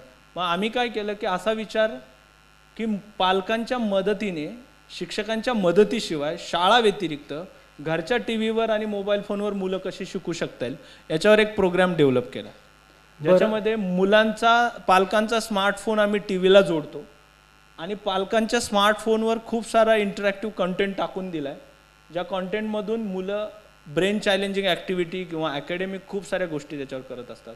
घराघरामध्ये जाऊन प्रत्येकाला ते प्रशिक्षण देणं आणि त्यातून पालकांनी अशी मुभा दिली आहे की 1 तास काय, आता 2 तास वापरा, तुम्ही खूप चांगलं शिकतायत, असंही प्रतिक्रिया पालकांची आहे की 1 तास नाही 2 तास टीव्ही तुझा. हा प्रयोग कुठे कुठे होतोय? हा पुणे जिल्ह्यातल्या एका गावामध्ये केला आहे आम्ही, ज्याचं हे पायलट बेसिसवर आहे, ज्याच्यातून आम्ही शिकतोय. आता हे सक्सेसफुल झालं आहे, जे आता मी आता 100 गावांचं टार्गेट ठेवलं आहे की 100 गावांमध्ये हे नेऊन आपल्याला करायचं. म्हणजे फोन टू टीव्ही आणि एंटरटेनमेंटमध्ये जाणारा वेळ एज्युकेशनमध्ये कसा लागेल. त्याच्यातला दुसरा जो आहे स्मार्ट विलेजमधला की फक्त मुलांनाच नाही तर संपूर्ण गावाला कसा फायदा होईल, गाव संपूर्ण टेकसेवी कसा होईल, याच्यासाठी आम्ही एक खूप भन्नाट कल्पना केली की ज्याच्यामध्ये एक कॉमन स्मार्ट लर्निंग झोन बनवलं, ज्याच्यामध्ये एक मंदिराची निवड आम्ही केली आहे गावातल्या. त्या मंदिरामध्ये एक स्मार्ट टी व्ही लावला बरं. आणि त्याच्यामध्ये 1 ते 12वी पर्यंतचा सगळा कॉन्टेंट टाकलाय. 1ली ते 12वी. हां, हे नाही, हे दुसरं लावताय तुम्ही, हे वायफायचं लावलंय तुम्ही. टी व्हीचं लावा, ज्याच्यामध्ये मुलांना अशी मुभा आहे की कोणत्याही वेळेला तुम्ही मंदिरात या, तो टी व्ही सुरू करा आणि शिका. बरं. मग तिथे आजूबाजूला ज्यांच्या घरी टी व्ही नाही किंवा वेगळ्या वेळामध्ये ज्यांना जेव्हा जायचंय प्रत्येकाला प्रशिक्षित केलं की तुम्ही टी व्हीवर जाऊ शकता, सुरू करू शकता आणि तो बघू शकता. हां, मला वाटतं हे ते आलंय. हे आहे. तर ती मुलं इन्व्हॉल्व होतात. बाजूलाच एक भिल्ल वस्ती आहे त्या गावाच्या, ती मुलं 100% 9 वाजता 10 वाजता केव्हाही वेळेला येतात आणि ते सुरू करून बघतात. आणि जेवण झालं, त्याच्यामध्ये कंटेंट सगळा त्याच्या येतेचा कॉन्टेंट आहे, तो लॉग इन करतो. मग आम्हाला हे पण कळतं की कोणी किती वेळ वापरलाय, त्याचं ट्रॅकिंग सिस्टम आहे आमच्याकडे की तो किती वेळ सुरू होतोय, वापरला जातोय की नाही. आणि तिथेच आम्ही एक कॉमन वायफाय बनवलं जिथे पॅरेंट्सचे मोबाईल घेऊन येणार आणि मोबाईल घेऊन आल्यानंतर ती मुलं त्या मंदिराच्या परिसरात आली की 100 मीटरच्या की त्या वायफायला कनेक्ट होणार. तिथे पण 1000 GB डेटा आहे, अकॅडमिक व्यतिरिक्त. म्हणजे स्मार्टफोन घेऊन आलात, तिथे अटॅच केलात की तुम्हाला तुमच्या स्मार्टफोनवरती सुद्धा हे शिकता येईल. हे म्हणजे त्यांच्या घरच्या गॅजेट्सवर, त्याला कुठलीही शाळेतलं नाही. पॅरेंट्सचे फोन, टॅब तुम्ही काहीही वापरू शकता त्याच्यासाठी. बरं. आणि ज्यांच्याकडे टॅबही नाही, टी व्ही नाही, त्यांनी तिथला कॉमन लर्निंग झोनचा वापर करायचा. आणि याच्यामध्ये फक्त विद्यार्थीच नाही तर पॅरेंट्स सुद्धा त्याचा खूप चांगला वापर करतात. म्हणजे तेही शिकू शकतात अनेक आता गोष्टी. काल परवा तिथे एक प्रोग्राम झाला शेतीविषयक की शेतीच्या डाळिंबवर जो रोग येतो त्या पिकावर, तो त्याच्यावर कुठलं औषध मारायचं हे त्या टी व्हीवर त्या यांनी सांगितलं, त्या कंपनीने त्यांना माहिती दिली, जे अधिक पटलं त्यांना. म्हणजे हे गाव स्मार्ट व्हायला लागलं हळूहळू या गोष्टीमुळे. मी त्यांना प्रशिक्षण दिलं पालकांना, तुमचं घरचं विद्युत बिल तुम्ही मोबाईलवरून कसं भरणार, 7/12चा उतारा तुम्ही त्याच्या मोबाईलवरून कसा पाहणार. हे त्यांना आत्ता लक्षात आलं की ही केवढी कामाची गोष्ट आहे. नाही तर पूर्वी only incoming call, outgoing call and miss call. त्याच्या पलीकडे मोबाईल हे याच्यामध्ये किती डेप्थ आहे, हे किती मॅजिकल गोष्ट आहे हे त्यांना आता कळायला माहीत. म्हणजे हा एक डिजिटल विलेजचा प्रकार, आता हा एक प्रयोग तू करतोयस. अगदी. या सगळ्याच्या बरोबर तू आता एक एज्युकेशनल न्यूज चॅनलही चालू करतोयस. हां, तो नवीन थॉट आहे. एकतर 2 गोष्टी त्याच्यामागे एक प्रामुख्याने आहे की जे काही चांगलं इनोव्हेटिव्ह होतंय, खास करून सरकारी शाळांमध्ये, मराठी शाळांच्या अस्तित्वाचा खूप प्रश्न आहे. कारण प्रायव्हेटची क्रेज फार आहे लोकांना. इंग्रजी माध्यमातून प्राथमिक शिक्षणाला सुद्धा इंग्रजी माध्यमाचा आग्रह लोक धरत आहेत. तर इथे कुठेतरी कॉम्पिटिशन तयार झाली आणि शिक्षक खूप चांगलं काम करतायत मराठी माध्यमांच्या शाळांमध्ये, पण ते पुढे येत नाही. बऱ्याचशा प्रायव्हेट स्कूलमध्ये, म्हणजे सगळ्याच तशा असतात असं म्हणायचं नाही आहे मला, बट फक्त बॅनरवर असतो, ऑलरेडी आतमध्ये काही नसतं. पण शाळांमध्ये काम होऊन सुद्धा पुढे काय येत नाही. म्हणून आम्ही असं ठरवलं की सगळ्या गोष्टीचे न्यूज चॅनल आहे, फॅशनचं सुद्धा चॅनल आहे. शिक्षण ही एक कोर व्हॅल्यू आहे आपल्या याची, त्याचा चॅनल का नसू. म्हणून आम्ही काही मित्रांनी एकत्र येऊन एक सोशल ॲक्टिव्हिटी आम्ही हे करतोय, ज्याच्यामध्ये मी घरातच स्टुडिओ बनवला आहे, क्रोमा स्टुडिओ बनवला आहे. आणि जिथे आता आम्ही पहिल्या 20 स्टोरी महाराष्ट्रातल्या कव्हर करतोय, ज्या फार इनोव्हेटिव्ह आहेत, सरकारी शाळांमधल्या आहेत, ग्रामीण भागांमधल्या आहेत, जसं पष्टपाड्याचं आहे. आणि फक्त डिजिटलायझेशन नाही तर त्या व्यतिरिक्त होणारे वेगवेगळे प्रयोग, त्यांना एक उत्तम प्लॅटफॉर्म दिला जाईल, ते न्यूज स्वरूपात चालवलं जाईल आणि त्यातून आयडिया तर एक्सचेंज होतीलच, शिक्षकांना प्रेरणा मिळेल, सरकारी शाळांचं एक चांगलं चित्र समोर येईल, असा एक चांगला विचार त्याच्यामागे आहे. आयडिया अजून म्हणजे त्याचं वर्किंग कंडिशनमध्ये आहे, बट ते लवकरच होणार. या सगळ्या नवीन नवीन आयडिया तुला कशा सुचतात? 2 गोष्टी आहेत. एकतर मी माझं एक उद्दिष्ट ठरवून घेतो. मी छोटी छोटी कामं टार्गेट ठरवून घेतल्यानंतर माझं नेक्स्ट जे काही टार्गेट आहे किंवा नेक्स्ट जे मला करायचं ते आधीच तयार असतं. माझ्याकडे 4 वेगवेगळ्या गोष्टी ठरलेल्या असतात, मग परंतु फक्त प्रेफरन्स कोणाला द्यायचं आहे हे ते मी सिक्वेन्सनुसार ठरवतो, त्या गरजेनुसार ठरवतो, त्या वेळेनुसार ठरवतो. आणि ह्या आयडिया ज्या सुचत असतात त्याच्यासाठी फक्त एक जी दृष्टी आहे की रचनात्मक दृष्टी ज्याला म्हणूयात, की कोणतीही गोष्ट शिक्षणाच्या कामाला येऊ शकते, कोणतीही, पण त्याला सहज साधी सोपी म्हणून मी निग्लेक्ट नाही करत. अगदी टाकाऊ वस्तूमधून सुद्धा काहीतरी माझ्या मुलांना देण्यासारखं आहे म्हणून त्याच्याकडे टीचिंग एड म्हणून मी बघत असतो. बरोबर, ह्या दृष्टीमुळेच त्या आयडियाज बहुतेक येत येत असतात. असतील. नव्या आयडियाजना विरोध होतो तेव्हा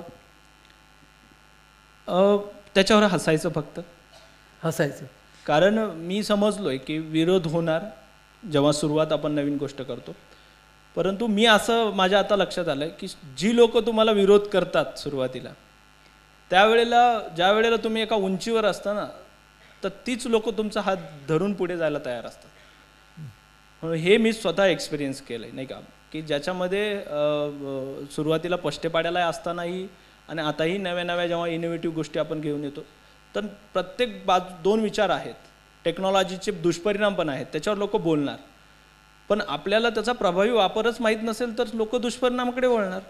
तर तंत्रज्ञानाशिवाय मी जगू शकत नाही, पण तंत्रज्ञानाबरोबर कसं जगायचं हेच जर आपल्याला माहिती नसेल तर त्याच्यावर लोक चुकीचं बोलणारच. म्हणून आपला थॉट मी स्वतः क्लिअर करून घेतो.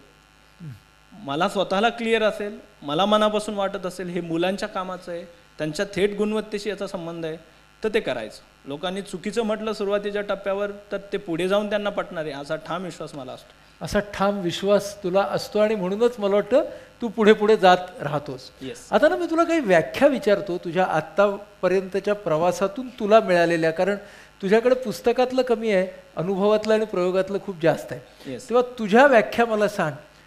पुस्तकातलं नाही, पुस्तकातली व्याख्या नाही, शिक्षणाची तुझी व्याख्या काय? शिक्षण जे जगायला शिकवतं, जे जगायला शिकवतं ते शिक्षण. शाळा. शाळा पुन्हा तेच जीवन की पाठशाला, जिथून एक उत्तम नागरिक बाहेर पडतो, एक चांगली व्यक्ती. विद्यार्थी. फक्त हुशार नाही, चांगली व्यक्ती. चांगली व्यक्ती. विद्यार्थी. फक्त हुशार बाहेर पडला की मग तो करप्शन मध्ये अडकतो. हां, म्हणून चांगली व्यक्ती होणं गरजेचं आहे. विद्यार्थी. विद्यार्थ्याची व्याख्या मी अशी करतो की तो फक्त एक हाडामासाचा गोळा नाही, तो ते एक जिवंत चालतं बोलतं चैतन्य आहे. जिवंत चालतं बोलतं चैतन्य म्हणजे विद्यार्थी. क्या बात आहे. शिक्षक तो ज्याच्या भोवती शाळा सुटल्यानंतर देखील त्याच्या भोवती मुलांचा घोळका असतो. क्या बात आहे. ज्याच्या भोवती शाळा सुटल्यानंतरही मुलांचा घोळका असतो तो. वा. पालक तो जो मुलांशी बालक होऊन वागतो. पालक तो जो मुलांची बालक होऊन वागतो. क्या बात आहे. ज्या वेळेला विरोध होतो तेव्हा तू त्याच्याकडे कसं बघायचं ते मला सांगितलंस. जेव्हा सन्मान मिळतो, प्रशंसा होते, तेव्हा तू त्याच्याकडे कसा पाहतोस? सन्मान होतो त्यावेळेला खरं तर सन्मान वगैरे जे आहे ते एक कामाचं बाय प्रोडक्ट असतं. आपलं मुख्य उद्दिष्टाला आपण धरून असलं पाहिजे आणि कितीही उंचीवर काम गेलं तरी तिथून बाजूला नाही गेलं पाहिजे. तिथून बाजूला गेलं की ते संपतं सगळं. त्याच्यामुळे सन्मान जेव्हा होतो त्यावेळेला मी बाय प्रोडक्ट म्हणूनच ते स्वीकारतो. परंतु स्वीकारत असताना ती जी भावना असते ती मीपेक्षा आम्ही अशी असते. जसं सुनील सांगत होता की एक कोणाला तरी मी माझ्या संपूर्ण टीमला रिप्रेझेंटेटिव्ह करत असतो. कारण हे डिजिटल शाळा मिशन फक्त एका संदीप गुंडचं काम नाही. तर त्याच्यामध्ये मी सतत नेहमी उदाहरण देत असतो की जे दहीहंडीला जे गोविंदा पथक येतं त्याच्यामध्ये सगळ्यात उंचीवर जे दिसतं जो गोविंदा असतो तो छोटासा गोविंदा ज्याच्याकडे सगळ्यांचं लक्ष असतं, सगळे कॅमेरे इलेक्ट्रॉनिक मीडियाचे त्याला लावलेले असतात, सगळे त्याचंच कौतुक करतात किती छोटा आहे, आता एवढ्या उंचीवर गेलाय. परंतु खाली कोणाचं लक्ष नसतं की किती थर आहे आणि त्यांचा किती कस लागला. त्याची खालच्या एखाद्या व्यक्तीने ठरवलं जर मी मान काढली तर तो नाही राहू शकत. म्हणून मीपेक्षा आम्ही हे फार महत्त्वाचं आहे. आणि तो सन्मान त्या सगळ्या थरातल्या व्यक्तींचा असतो, मग ती कम्युनिटी असो, माझ्या प्रशासनातले अधिकारी असो, ह्या सगळ्यांचा तो सन्मान आहे.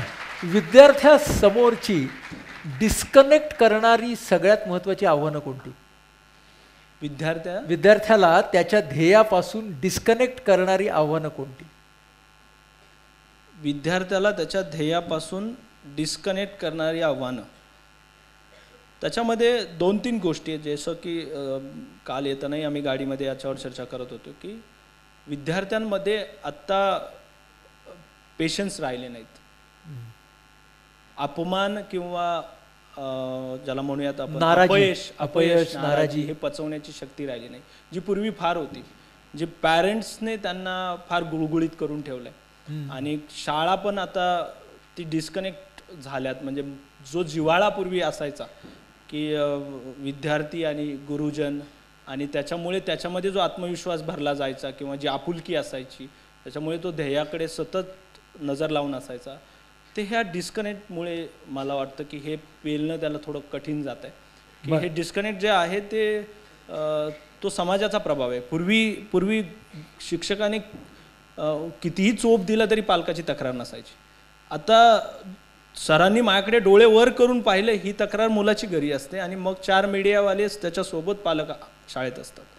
हे जे बदलतंय ना, याच्यामुळे मुलांची मानसिकता बदलते, मुलांचा कॉन्फिडन्स कमी होतोय, मुलांचा शिक्षकांबद्दलचा जिव्हाळा कमी होतोय. त्याचा थेट परिणाम ह्या सगळ्या आव्हानांवर होतो. शिक्षक आणि विद्यार्थी यांनी एकमेकांबरोबरचा कनेक्ट कसा वाढवावा? मी जरी तंत्रज्ञानाच्या बाजूने बोलत असू, म्हणजे तो कनेक्ट वाढवताना 2 गोष्टी आहे. एकतर पालकांनी पूर्ण विश्वासाने आपलं पाल्य शिक्षकाकडे सुपूर्द करावं. तो जरी एखादी आई मुलाला कारट्या सावलीत खेळ कारट्या म्हणते, परंतु त्याच्यामागचा जो जिव्हाळा आहे की त्याने सावलीत खेळावं, उन्हात नको, तर हा भाव लक्षात घ्यावा. की त्याने पनिश केलं किंवा त्याने उद्या ओरडले, रागवले, तरीसुद्धा आपण कुठलीही तक्रार न घेता पूर्ण विश्वासाने आपल्या पाल्याला त्यांच्याकडे सुपूर्द करायला हवं. तर कनेक्टिव्हिटी चांगली राहील. तंत्रज्ञानाची मदत घेत असताना देखील बऱ्याचशा शिक्षकांमध्ये गैरसमज आहे की तंत्रज्ञान आलं की शिक्षक पॅसिव्ह होणार आणि मग फक्त मुलं आणि स्क्रीन राहणार. पण ही मुळीच संकल्पना नाही. जिथे शिक्षक नसतो ते अध्यापन असूच शकत नाही. शिक्षकाला प्रभावी करण्याचं ते माध्यम आहे. शिक्षकाला ते पूरक आहे, पर्यायी, म्हणजे त्याला जे इट्स ओनली टूल. म्हणजे शिक्षक आणि विद्यार्थी यातला कनेक्ट म्हणजे तंत्रज्ञान आहे. हो, आणि ते कनेक्टिव्हिटी करण्यासाठी त्या शिक्षकाकडे तेवढी स्किल असायला हवी, तो तेवढा तयार असायला हवा, त्याला त्या पद्धतीचं ट्रेनिंग असायला हवं. म्हणून मी स्वतः कार्यरत. पालक आणि विद्यार्थी ह्यांच्यातला डिस्कनेक्ट आणि कनेक्ट. पालक आणि विद्यार्थी म्हणजे मुलं त्यांची. पालक आणि विद्यार्थ्यांमध्ये आत्ता खास करून सोशल मीडिया, मला सगळ्यांना रिक्वेस्ट करायची, ते जे सगळे बसत आहेत, सगळे माझे विद्यार्थी मित्र, म्हणजे मी फार आपल्या वयामध्ये फार अंतर नाही आहे, की याच्यामध्ये 2 गोष्टी अशा आहेत की तंत्रज्ञानाचा अतिरेक जो होतोय, अतिरेक म्हणजे जसं की तुम्ही सकाळी उदाहरण सांगितलं की व्हॉट्सॲपवर त्यांनी कळवलं की भाजी चांगली झाली, हे तेवढ्या लेवलवर गेलं आहे. आणि याच्यामुळे काय होतंय की मुलांना एक तर 2 गोष्टी क्लिअर नाही आहेत. एंटरटेनमेंट पण असलं पाहिजे, पण ते कोणत्या स्वरूपाचं असलं पाहिजे. मी तर नेहमी टी व्ही समोर बसताना मला स्वतःला एक प्रश्न विचारून बसतो की मला यातून काय मिळणार आहे. मला माझ्या व्यक्तिमत्वामध्ये भर टाकण्यासाठी किंवा माझं ज्ञानार्जनामध्ये यातून काही भर होणार आहे का, मला यातून काही चांगलं शिकायला मिळणार आहे का, जे मला माझ्या व्यवहारात उपयोगाला येईल. हे सगळे प्रश्न स्वतःला विचारा. काहीतरी फालतू एंटरटेनमेंट चालू असेल तर पॅरेंट्सला विनंती, तुम्ही बसू नका. तुम्ही बसल्यामुळे मुलं बसतात, आणि मुलं बसल्यामुळे त्यांना ती सवय लागून जाते की त्यांचं स्क्रीनमध्ये ते एवढा अतिरेक होतोय, आणि तो वेळ जो जातोय तो फक्त पूर्ण वेस्टेज वेळ आहे. म्हणजे वास्तवापासूनच डिस्कनेक्ट होतो मग. अगदी. आणि मग ती जी दुनिया आहे त्या दुनियेमध्येच आपण गुंतून राहायला लागतो. सोशल मीडियावर सुद्धा मी माझ्या शिक्षकांना विनंती करतो की तुम्ही क्रिएटिव्ह राहा. जे सकारात्मक, रचनात्मक तुमच्या गोष्टी त्या सोशल मीडियावर शेअर करा. एक म्हैस पाठवतात आणि ती म्हणे 10 शेतांमध्ये गेली नाही, तुमची का, शोधा म्हैस शोधा. अरे काय, म्हणजे उद्योग नसल्यासारखे मेसेजेस येत आहेत लोकांचे. मला एकाने टाकलं की हा माणूस पहा, पुढच्या 3 ग्रुपमध्ये पाठवा, तो तुम्हाला सायकलवर बसल्यासारखा दिसेल. हे उद्योग म्हणजे वेळ घालवणारे उद्योग आहे. आणि याच्यामुळे सोसायटी, पॅरेंट्स यांच्यासोबत आपलं डिस्कनेक्शन वाढते मुलांचं. आणि फक्त सोशल मीडियाचा वापर चांगलं शिकण्यासाठी, ज्ञानार्जन करण्यासाठी. माझ्याबरोबर विनीत गुजराती नावाचा एक मुलगा होता. मी एक गोष्ट सांगतो. जालन्यामध्ये मला एक राज्यस्तरीय पुरस्कार मिळाला यूथ आयकॉन म्हणून. विनीत गुजरातीला तुम्ही ओळखत असाल, तो भारताचा कमी वयाचा बुद्धिबळपट्टू आहे. त्याला मी सहज विचारलं, माझ्या शेजारी बसला होता, सहज विचारलं की विनीत, अरे एवढा अवघड खेळ तू कसा शिकलास आणि एवढ्या कमी वयात? तर त्याने इतकं साधं सोपं सिंपल उत्तर दिलं ज्याच्यात मला त्याच्या पालकांचं कौतुक करावं वाटलं. तो म्हणाला की सर काही नाही, मला माझ्या बाबांनी लहानपणी बुद्धिबळाची गेम दिली होती स्मार्टफोनवर, आणि त्यातून आज मी एक चॅम्पियन झाले बुद्धिबळाचा. बऱ्याच पॅरेंट्सला माहीत नाही की माझा मुलगा मोबाईलमध्ये करतो काय, कारण त्याची लिटरसी त्यांनाच नाही आहे. कारण पोरगच पप्पाला आव्हान देतं, सर बाबा मी याच्यात 1 लाख स्कोर केला, तुम्ही करून दाखव. ते हात वरती करतात. पॅरेंट्स मुलं काय खेळतायत, कुठल्या प्रकारचे गेम खेळतात, त्यांना त्याच्यातून काही ब्रेनला मिळतंय की नाही मिळतंय, त्याच्यातून काही स्किल त्यांचे डेव्हलप होत आहेत की नाही. मैदानी खेळ मोबाईलवर त्याने निश्चित दुष्परिणाम होणार आणि मग टेक्नॉलॉजीच्या नावाने लोक ओरडणार. पॅरेंट्सच जर टेक्सेवी नसतील तर त्याचा परिणाम मुलांवर होतो. म्हणजे एका बाजूने पेरेंट्सनी टेक्सावी होणं गरजेचं आहे अगदी, पण दुसऱ्या बाजूने तंत्रज्ञानाची सीमा काय आणि कुठे आपल्याला थेट कृती पाहिजे, अगदी ह्याचा विवेक पालकांनी जर ठेवला तर तो कनेक्ट निर्माण होईल. Yes. असं तुला वाटतं? Yes yes. 10 वर्षानंतरचा संदीप कुठे असेल? जमिनीवर. आणि काय करत असेल? हेच जे सुरू केलंय ते एका उत्तम उद्दिष्टापर्यंत न्यायचं आहे. उद्दिष्ट असं आहे की राज्य आणि इतर राज्य, म्हणजे आता व्याप्ती संपूर्ण मी देशापुरता विचार करतोय की राज्यातल्या प्रत्येक शाळेतलं शिक्षक टेक्सेवी असेल, प्रत्येक वर्ग डिजिटलाइज असेल. आता डिजिटलायझेशनची व्याख्या एवढीच होती की शाळेमध्ये फक्त 1 क्लासरूम जरी असेल ICT लॅबसारखं, तरी त्याला डिजिटल शाळा म्हणून ओळखलं जायचं.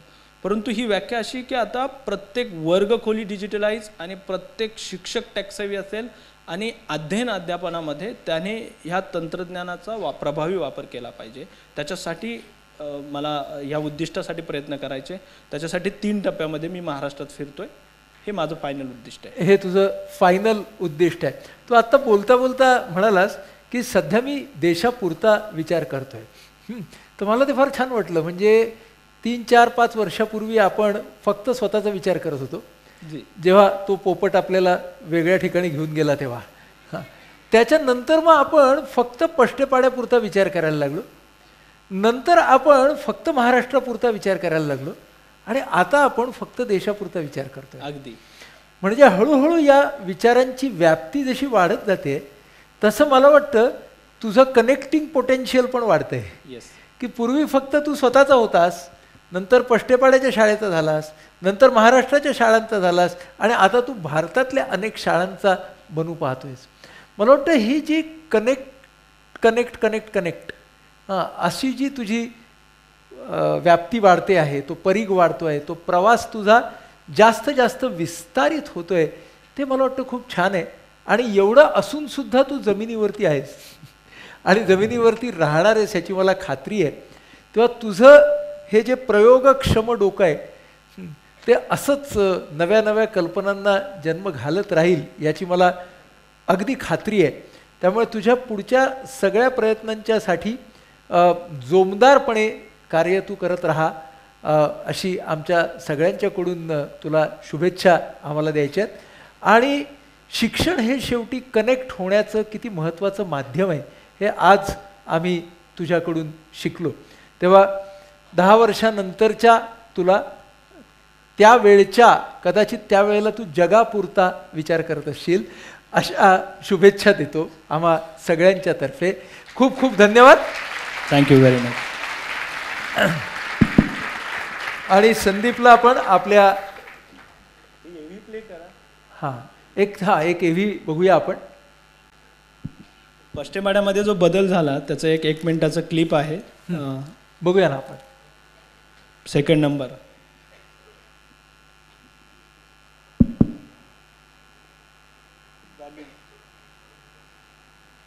बद्दलचं आकर्षण त्यानं हेरलं आणि त्यानं असलेल्या गावातील नवीन टीव्ही पुढे मुलांची शाळा भरत असल्याचं पाहून त्याच्या मनात चित्रदर्शी शाळेची कल्पना आली. मुलांचं स्क्रीनबद्दलचं आकर्षण त्यानं हेरलं आणि त्यानं हायटेक डिजिटल स्कूल प्रत्यक्षात आणली.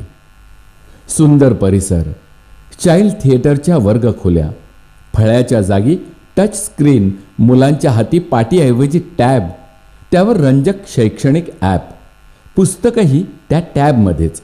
त्यामुळे दप्तराचं ओझंही नाही. इंटरॅक्टिव्ह मॉनिटर आणि प्रोजेक्टर स्मार्ट बोर्ड अशा अत्याधुनिक साधनांनी मुलांना गुंतवलं. मुलांचं रंजकतेतून अध्ययन सुरू झालं आणि शाळा त्यांच्या आकर्षणाचा आणि आस्थेचा विषय झाला. मुलं त्यात रमली, खेळू लागली, खेळता खेळता शिकू लागली. विजेच्या कमतरतेवर उपाय म्हणून सोलार स्मार्ट स्कूल अशी ई लर्निंग संचाची निर्मिती केली. शहरातील शाळांना लाजवेल अशी हायटेक शाळा त्यानं उभारली. त्याचं नाव संदीप गुंड. अदम्य इच्छाशक्ती असलेल्या त्या शिक्षकाचं वय फक्त 28 आणि कार्यकाळ केवळ 5 वर्षांचा. संदीप सरांची दखल राज्यामार्फत केंद्रानं घेतली आणि त्यांच्या सोलार स्मार्ट स्कूलच्या संशोधनात्मक कामाचा गौरव तत्कालीन राष्ट्रपती आदरणीय डॉक्टर APJ अब्दुल कलाम यांच्या हस्ते व्हावा हा मोठा भाग्ययोग होता. पुत्र व्हावा ऐसा गुंड, धरी जो समाज ऋण अखंड. संदीप गुंड यांच्या दृष्टीला, जिद्दीला आणि ध्यासाला आमचा सलाम. वा,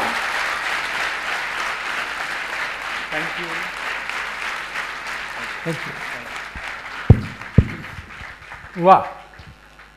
1:45 झालेले आहेत. बरोबर 40 मिनिटाची जेवणाची सुट्टी आणि 40 मिनिटानंतर आपले पुढचे 2 सेशन्स, पुढची 2 सत्र.